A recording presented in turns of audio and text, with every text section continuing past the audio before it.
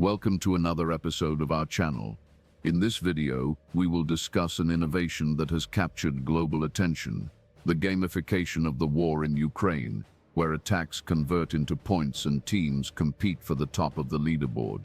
Wars are terrible and grotesque events, where young people are sent to die, to fulfill the expansionist dreams and fantasies of older men comfortably seated in their castles.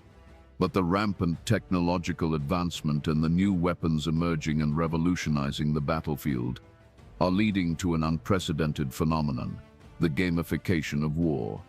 Just like in video games, it operates on a point system assigned based on the type of target hit, with teams competing point by point for the highest positions in the ranking.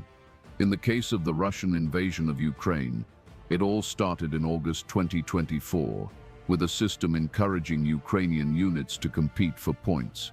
Points that are worth noting are not just empty numbers, but represent valuable resources. And with each success, the unit can accumulate points to exchange for new war equipment, such as surveillance drones or even larger drones, with powerful explosive payloads through an online marketplace, the Brave One Market, similar to a virtual store. The concept behind this gamification is simple.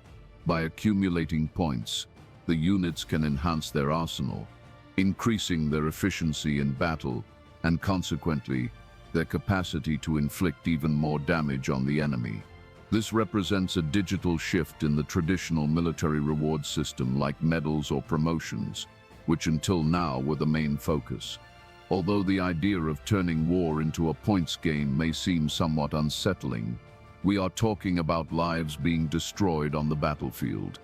However, Ukrainian military leaders assert that this approach has been essential to keep troop morale high after nearly 4 years of a terrible and brutal Russian invasion that has already claimed hundreds of thousands of lives on both sides.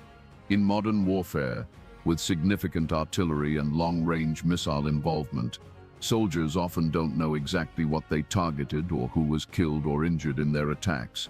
However, in the specific case of drones, teams face brutal psychological pressure as they witness live scenes of violence during their missions. Drone operators, often using full immersion goggles, can see the face and expression of anguish, fear, and despair of the soldiers they are about to kill, and telling themselves they are just killing an enemy who invaded their land and is there to destroy their country, may not be enough to alleviate the psychological impact of killing someone while looking directly into their eyes, after hundreds or thousands of missions. Thus, the introduction of this competition has helped keep the troops motivated, providing a sense of accomplishment and teamwork. According to Ukrainian drone teams, for each Russian soldier killed, 12 points are accumulated, and attacks on equipment like armored vehicles or multiple rocket launchers can earn up to 40 points, depending on the level of destruction caused. Capturing a Russian soldier alive with the help of drones can yield up to 120 points, offering extra incentive for obtaining information and intelligence data. Since the beginning of the war, Ukraine has been striving to find and develop new ways to equip its forces, from simple drones to sophisticated autonomous systems, trying to bridge the gap that separates it from Russia in terms of human, economic, material, and technological resources in conventional warfare.